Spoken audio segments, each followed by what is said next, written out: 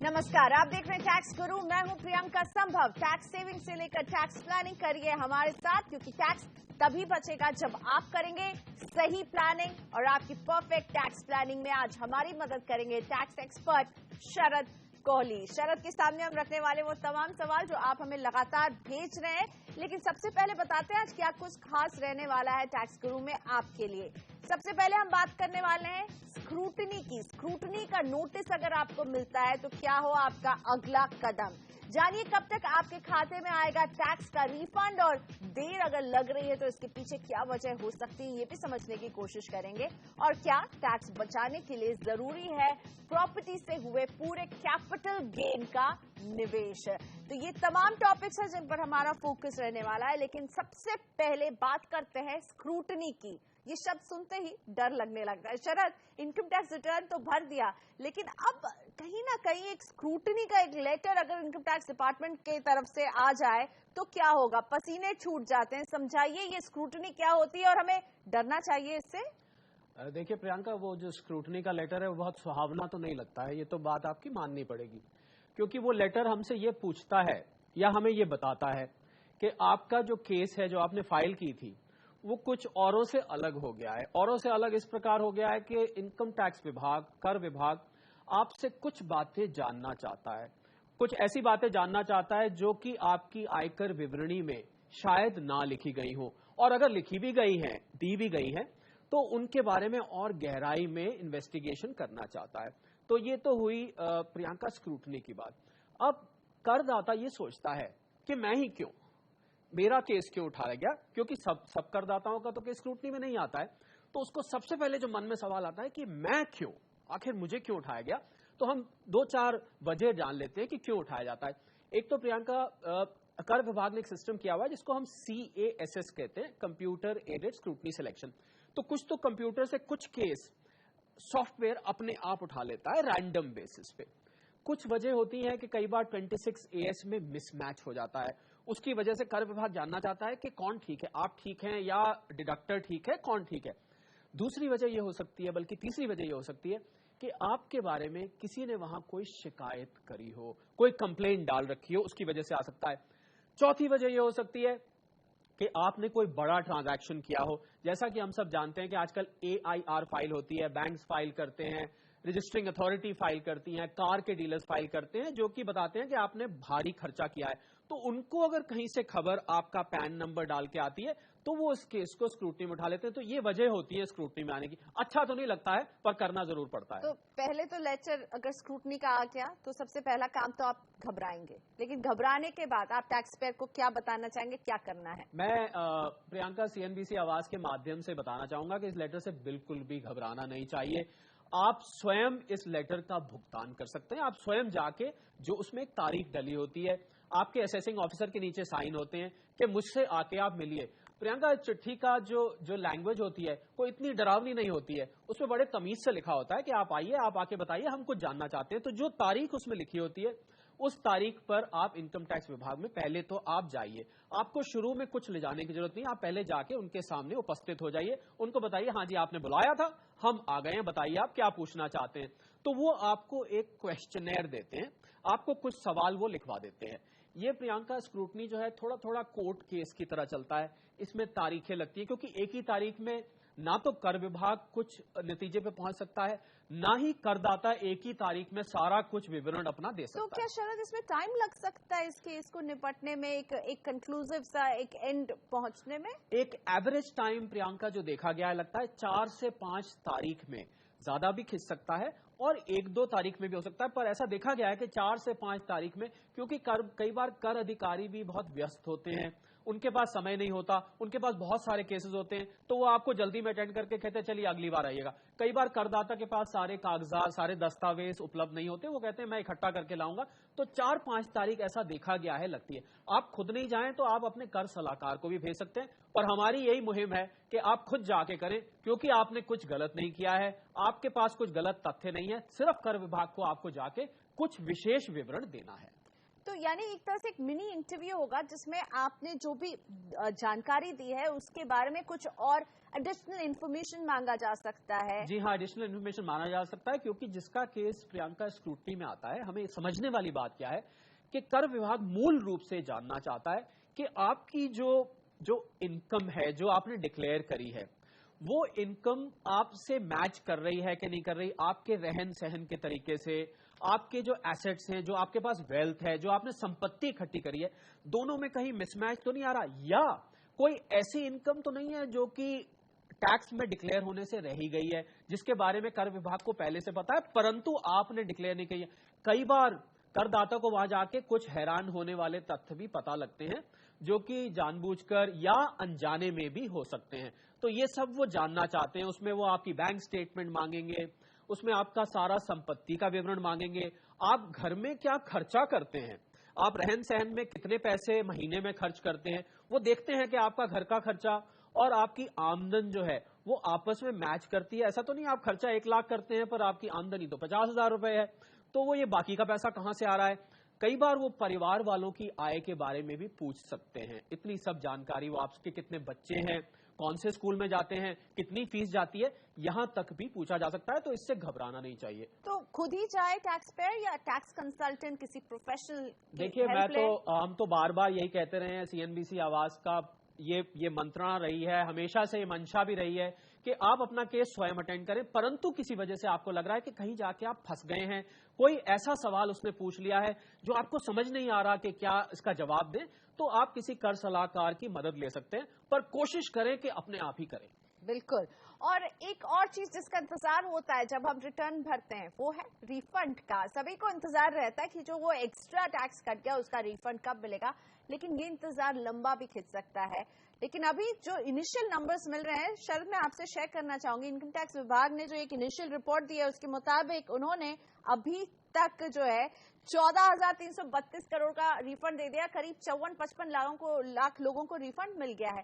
तो हम जो अब हमेशा ये जो कंफ्यूजन रहता है कि लेट होता है रिफंड, क्या अब इस अवधारणा को बदलने की जरूरत है? जी हाँ, करदाताओं की ये शिकायत बहुत ज्यादा गैर जायज नहीं है प्रियंका। देखा जाए तो हम अगर आंकड़ों में जाएं तो इस समय कर विभाग के पास करीब 1.5 लाख करोड़ के रिफंड पेंडिंग हैं। तो अगर 1.5 लाख करोड़ के रिफंड पेंडिंग है तो जरूरी बात है कि बहुत सारे करदाता होंगे जो अपने रिफंड का इंतजार कर रहे हैं। और जैसे कि आपने कहा 54-55 लाख करदाताओं का रिफंड अप्रैल से लेके और अब तक कर दिया गया है। और सरकार ने एक वक्तव्य भी दिया है, उसमें उन्होंने ये कहा है कि 31 अगस्त तक कोशिश करें कि इस 1.5 लाख करोड़ का ज्यादा से ज्यादा भुगतान हो सके। ये जो भार सरकार के सर के ऊपर है, ये जितनी जल्दी हो सके ये उतर जाए और करदाता भी खुश हो जाए। तो ये जरूर सरकार की मंशा है कि जल्दी से जल्दी हो जाए। फिर भी किसी न किसी वजह से प्रियंका वो रिफंड कई बार अटक जाता है। करदाता ज्यादातर कहते हैं मेरा रिफंड अटक गया है, आ नहीं रहा है, तो वो अटक जरूर जाता है। उसमें फिर कुछ महीने, कई बार कुछ साल भी लग जाते हैं। ओके, तो आप लकी हैं अगर आपको जल्दी मिल जाए, लेकिन अगर जल्दी नहीं मिल रहा है तो सरकार उस रिफंड पर ब्याज तो देगी। उस रिफंड पर प्रियंका 0.5%, 0.5% आपको ब्याज मिलेगा, मतलब पर मंथ, मतलब साल का 6% ब्याज मिलेगा। पर प्रियंका ये कोई वजह नहीं है पैसा वहां पड़े रहने देने की। सरकार के लिए भी ये 6% पर एनम एक तरह से लायबिलिटी है, एक कर्ज उनके ऊपर चढ़ा हुआ है जो उनको देना होता है। तो ब्याज जरूर मिलता है, और ब्याज मिलता है जिस अप्रैल से 31 मार्च जिसमें आपने फाइल किया है उससे लेके और जब तक रिफंड नहीं आ जाता तब तक का ब्याज मिलता है। पहले ये ब्याज बहुत हुआ करता था, तो करदाता बल्कि रिफंड नहीं आता था तो खुश होते थे, चलिए कोई नहीं, मुझे 15%, 12% तक ब्याज मिल रहा है, जो कि बैंकों से कई बार ज्यादा होता था। पर अब ब्याज इतना कम है और पैसे की जरूरत किसको नहीं है, तो वो जरूर चाहते हैं जल्दी से जल्दी पैसा। किस तरीके से मिलता है रिफंड, किस फॉर्म में सरकार आपको ये क्रेडिट करती है? देखिए, रिफंड जो आता है 2 तरीके से प्रियंका आता है। दूसरा तरीका भी अभी हाल में कुछ साल पहले ही शुरू हुआ है। पहले तो ये रिफंड एक चेक के तरीके से आता था, एक चेक आपके घर पर बाय पोस्ट आ जाता था और उस चेक का बड़ा बेसब्री से इंतजार रहता था, बड़ा स्वागत होता था। वो चेक आता था तो लोग घर में पार्टी भी करते थे, आज तो इनकम टैक्स का रिफंड आया। पर अब ये इलेक्ट्रॉनिकली भी आ जाता है, सीधा जिस खाते का नंबर अपने आयकरी विवरणी में आपने दिया है उस खाते में ये सीधा क्रेडिट कर दिया जाता है। तो ये 2 तरीके। पर अभी भी कुछ रिफंड प्रियंका चेक से आते हैं, कुछ चेक से आते हैं, कुछ डायरेक्ट आते हैं। लेकिन जो रिफंड पर ब्याज देती है सरकार, उस पर तो टैक्स नहीं काटती होगी? जो ब्याज देती है उस पर टैक्स काटती तो नहीं है, परंतु वो ब्याज टैक्सेबल अवश्य है। वो आपकी इनकम फ्रॉम अदर सोर्सेस में आपको कायदे से दिखाना होता है। वो ब्याज कर मुक्त नहीं है। बहुत सारे करदाताओं को ये गलतफहमी रहती है क्योंकि स्वयं कर विभाग ये ब्याज दे रहा है तो शायद इस पे हमें टैक्स नहीं लगेगा, ये तो उन्हीं लोगों से आ रहा है जो कर लगाते हैं, परंतु ऐसा नहीं है, उस पर टैक्स लगता है। वो आपको इनकम फ्रॉम अदर सोर्सेज में दिखाना चाहिए। और अब प्रियंका, बड़े रिफंड्स को अगर हम छोड़ दें तो छोटे छोटे रिफंड्स पे बहुत छोटा छोटा ही ब्याज आता है, पर फिर भी आपको पता होना चाहिए कि इसमें रिफंड अमाउंट कितना है और ब्याज कितना है। ये देखने का तरीका है, आप अपना रिफंड जो क्लेम किया था वो देख लें, उससे फालतू जो अमाउंट आया है ये ना सोचे कि कोई गिफ्ट आ गया है, वो ब्याज आया है और वो आपको अपनी आयकर विवरणी में जिस साल में ब्याज आया उस साल में दिखाना चाहिए। एक सवाल भी ले लेते हैं, यहाँ पर हमारे पास आया है जयपुर के जीएस गहलोत जी का। इन्होंने पिछले साल 31 अगस्त तक रिटर्न भरा था लेकिन उसका रिफंड अभी तक नहीं आया है। जानना चाहते हैं कि क्या करना चाहिए उन्हें। इंतजार तो कर ही रहे हैं पर क्या कोई कदम भी उठाएं? गहलोत साहब, हमें पहले तो खेद है कि आपका रिफंड नहीं आया। करीब करीब साल हो चला है, अगस्त फिर से आ गया, तो रिफंड तो आ जाना चाहिए था पर नहीं आया है। हो सकता है किसी कारण से प्रोसेसिंग में डिले हो रही हो, तो आप ऐसा करें, आप ऑनलाइन जाएं, जो इनकम टैक्स इंडिया ई गवर्नमेंट फाइलिंग जो वेबसाइट है जहां पर आप रिटर्न फाइल करते हैं वहां जाएं, वहां पर एक रिफंड री इश्यू रिक्वेस्ट है, उसको आप भरें।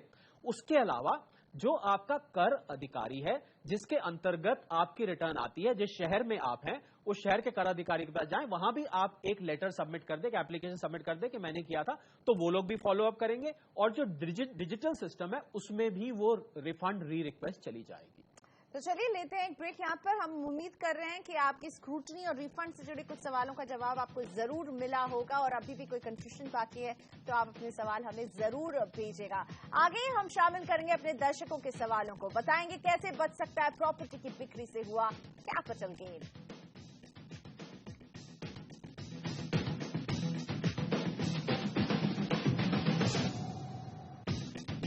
Welcome back. आप देख रहे हैं टैक्स गुरु। हमारी कोशिश होती है कि टैक्स से जुड़े आपके तमाम सवालों को हम शामिल करें। हमारे एक्सपर्ट आपको दिखाते हैं रास्ता आगे का क्या होगा आपकी टैक्स से जुड़ी परेशानी से आपको निकालने का। मुंबई के पनवेल से जयचंद भदानी मेरे साथ फोन लाइन पर हैं। नमस्ते जयचंद जी, स्वागत है टैक्स गुरु में। शरद कोहली हैं आज मेरे साथ, आपके सवाल का जवाब देंगे। पूछिए अपना सवाल। हाँ, नमस्ते जी Sharad ji, thank you for taking up my problem. मेरा सवाल मैं आपको बताता हूँ। अबोहर पंजाब में मेरी माताजी ने अपना 1500 स्क्वायर फुट का एक घर मेरी पत्नी को जून 83 में गिफ्ट दिया था। रजिस्ट्री में 20,000 रुपये लिखे गए थे और उस पर गिफ्ट टैक्स भर दिया गया था। अभी माताजी को यह घर उनके पिताजी ने खरीद कर सीधा उनके नाम की रजिस्ट्री करवाई थी। अब आगे ऐसा है कि गवर्नमेंट इवैल्यूएटर 1983 की रेटेबल वैल्यू का सर्टिफिकेट नहीं दे पा रहे हैं। अब जून 2016 में यह घर 23,25,000 में बेच दिया गया है। मुझे कैपिटल गेन की कैलकुलेशन चाहिए। जयचंद जी, पहले तो मुबारक हो, आपका घर बिका है और आपको गिफ्ट में मिला था तो बहुत खुशी हुई होगी। देखिए, हमने आप जब फिगर्स बोल रहे थे तो हम कुछ वर्किंग साथ साथ आपके लिए कर रहे थे कि आपका कितना कैपिटल गेन निकलता है। तो आपने जो घर 1983 में आपने बताया लिया था, 20,000 रुपए की आपने उस पर रजिस्ट्री कराई थी, तो हम 20,000 उसकी कॉस्ट ऑफ एक्विजिशन जयचंद जी मान के चलते हैं। उसके बाद आपने कहा कि आपने 1.5 लाख रुपए उसके ऊपर लगाए थे जो कि 1984 में लगाए थे। तो कॉस्ट ऑफ एक्विजिशन जो है वो इस तरीके से निकाली जाती है कि उसमें इंडेक्स ली जाती है। जो इंडेक्स 1983 की है वो इंडेक्स इस टाइम 116 की है, 1984 की इंडेक्स 125 की है। उसके हिसाब से जो आपका ओरिजिनल प्राइस थी 20,000 जिसको हम लेके चलते हैं, उसके हिसाब से कॉस्ट ऑफ एक्विजिशन बनती है 1,93,966 रुपए। जो आपने उस पर पैसा लगाया उस पे कंस्ट्रक्शन करने के लिए, उसकी इंडेक्स कॉस्ट ऑफ एक्विजिशन निकलती है करीब 15,43,966 रुपए। तो कुल मिला के जो आपकी कॉस्ट ऑफ एक्विजिशन बन जाती है और उसमें से अगर हम टोटल घटाते हैं तो आपका कैपिटल गेन आता है 7,81,034 रुपए। तो ये आपका कैपिटल गेन है। इसको आप फिगर को याद रखें और इसी के अनुसार आप अपनी आयकर विवरणी आने वाले साल में फाइल करें। तो शरद ने आपके लिए बिल्कुल पॉइंट टू पॉइंट कैलकुलेट करके बता दिया कि कितना आपका कैपिटल गेन यहाँ बन रहा है। अगला सवाल सेजल शिर्के का। इन्होंने अगस्त 2008 में 12 लाख रुपए में एक फ्लैट खरीदा था और अब ये फ्लैट 25 लाख रुपए में बिकने जा रहा है। सेजल जानना चाहती हैं कि कैपिटल गेन टैक्स बचाने के लिए क्या इन्हें पूरी रकम के कैपिटल गेन बॉन्ड खरीदने होंगे या सिर्फ मुनाफे की रकम का ही इन्वेस्टमेंट करें। देखिए सेजल, आपने 2008 में जो मकान खरीदा था 12 लाख का, आपने बताया कि उसको 25 लाख रुपए आपको उसको बेचने के मिल रहे हैं और आपको प्रॉफिट इसमें 13 लाख हो रहा है। आप जानना ये चाहती हैं कि मुझे ये सारा का सारा इन्वेस्ट करना है कितना? हम आपके लिए और भी आसान कर देते हैं। देखिए, अब मुझे नहीं पता आप हमको इसके बदले में इनाम क्या देंगे, हम और भी आसानी कर देते हैं। आपको केवल 1,80,412 रुपए, हम आपके नंबर्स नोट कर रहे थे जब आप सवाल कर रहे थे, 1,80,412 आपको कुल इन्वेस्ट करना है। कैसे ये आया कि 2008-9 में जो कॉस्ट इन्फ्लेशन इंडेक्स थी वो 582 थी, उसके बाद करंट ईयर में जो कि ये साल चल रहा है इसमें 1125 थी। अगर हम करके निकालें तो आपका जो कैपिटल गेन आता है वो 1,80,412 आता है, क्योंकि 23,19,000 और 588 रुपए आपकी कॉस्ट ऑफ एक्विजिशन बन जाती है। तो आपको 25 लाख भी नहीं, 12 लाख भी नहीं, केवल 1,80,412 रुपए 54 EC में किसी कैपिटल गेन बॉन्ड में लगाना है। देखिए प्रियंका, इनके कितने सारे पैसे हमने फालतू की इन्वेस्टमेंट से बचवा दिए। बिल्कुल, तो शरद को तो थैंक्स कह ही रही होंगी सेजल, हम आपको वैसे हर समय हर शो के आखिरी में थैंक्स कहते हैं। अब बरेली से अमित आनंद जी जुड़ चुके हैं। अमित जी नमस्ते, पूछिए अपना सवाल। Hi Sharad, this is a question in regard to an under construction property. हाँ जी बताएं। मैंने एक प्रॉपर्टी 2009 में बेची थी। हाँ जी। इन ल्यू ऑफ दैट मैंने एक अंडर कंस्ट्रक्शन फ्लैट बिल्डर से बुक किया था। हाँ जी। And as you are aware, Noida में तो काफी डिले रहता है। हाँ जी। 3 साल में बिल्डर फ्लैट तो देता नहीं। आज जेपी बिल्डर है, 7 साल हो गए एंड मेरे को उन्होंने उसकी अभी तक पोजेशन नहीं दिया। हाँ जी। हाँ जी। So my question is in relation to this. Question number 1 is, in under construction flat date of acquisition आप अग्रीमेंट मानते हैं या क्या मानते हैं? देखिए, जो इसकी रजिस्ट्री नहीं हुई। हाँ मैं समझ गया। जो एक केस आया था पीछे मद्रास हाईकोर्ट का, ये केस था सरदारमल कोठारी का और हाईकोर्ट का। उसमें केस में निर्णय किया गया था, नॉर्मली तो जो है जब पोजेशन मिलता है, जब ट्रांसफर होती है तभी माना जाता है, पर इस केस में यह हुआ था कि जब आप इंस्टॉलमेंट देते हैं, जब आप उस प्रॉपर्टी को सब्सक्राइब करते हैं, इंस्टॉलमेंट देते हैं, तो उस डेट को हम कॉस्ट ऑफ एक्विजिशन मान सकते हैं। अब दूसरा सवाल पूछें आप। सो नाउ मेरा जो कैपिटल गेन बनता था दैट वाज रफली 12 लाख रुपया। हाँ जी। और मैंने बिल्डर को 30 लाख रुपया दे दिया। हाँ जी। 2009 में ही। हाँ जी। तो that was that. And the second question is कि अभी बिल्डर मेरे को एक ऑफर दे रहा है कि आप इन ल्यू इसके बदले में दूसरा फ्लैट ले लीजिए। अच्छा। एंड पर वो उसके लिए एक अग्रीमेंट एक नया करेगा, वो इंडोर्स नहीं कर रहा उसी अग्रीमेंट को। हाँ जी। हाँ जी। एंड बिकॉज उसने एरिया बढ़ा दिया है जब पोजेशन देने वाले हैं, मुझे एक ready to move in flat चाहिए, तो उसके लिए वो मुझसे कह रहे हैं कि आप एक 10 लाख रुपया तकरीबन और दे दीजिए। हाँ जी। तब हम आपको ये फ्लैट देंगे। तो ये जो नया फ्लैट है ये मेरा कॉस्ट ऑफ एक्विजिशन अब इसका कैसे माना जाएगा, और पुराने वाले फ्लैट को मैं क्या सेल दिखाऊंगा कि उसी में इसको मान लिया जाएगा? देखिए, जो पुराना वाला फ्लैट था उसको अब एक तो बहुत साल हो चुके हैं, हम 7 साल के करीब हो चुके हैं, अगर मैं ठीक नहीं लगा रहा हूं, 6-7 साल बीत चुके हैं, और उसको आप कैपिटल गेन में कंसिडर भी कर चुके हैं। हम ये मान के चल रहे हैं कि आप कैपिटल गेन कंसिडर कर चुके हैं। तो जब आप कंसिडर कर चुके हैं, उसके बदले में जो दूसरा आपको मकान दिया जा रहा है, उस मकान की जो वो एक तरह से नई प्रॉपर्टी मानी जाएगी, कोई कैपिटल गेन नहीं लगेगा, पर जिस डेट को आपको इसको नए फ्लैट का अलॉटमेंट मिल रहा है, उसी डेट को नए फ्लैट का माने। और पिछले वाले को आपने जो कैपिटल गेन फाइल किया होगा 2009 में, मुझे नहीं पता आपने फाइल किया है कि नहीं किया, उसको वहीं तक रहने दें, इस वाले को आप नया मान लें। अगर ऐसा नहीं कर रहे हैं, 3 साल से पहले वो अगर अलॉटमेंट दिखा रहा है, तो फिर उस पुराने वाले की जगह ये नया वाला आ जाएगा। दोनों ही हालात में मेन बात यह है कि आपको कोई नुकसान नहीं है, कोई फालतू टैक्स आपको देने की जरूरत नहीं है। लेते हैं ब्रेक यहाँ पर। ब्रेक के बाद बताएंगे कैसे होता है HGF की इनकम का बंटवारा।